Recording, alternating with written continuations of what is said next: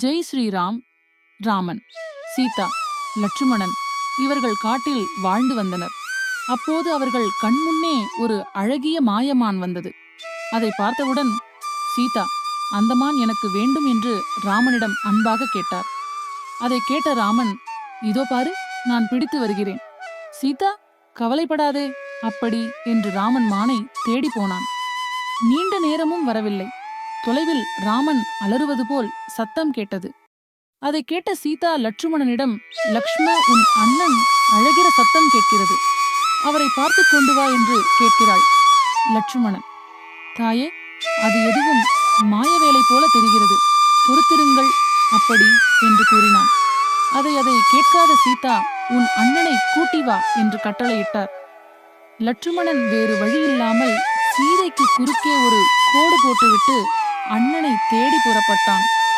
அப்போது ராவணன் அங்கு வந்து சீதையை தன்னுடைய புஷ்ப வாகனத்தில் கடத்திச் சென்றான்.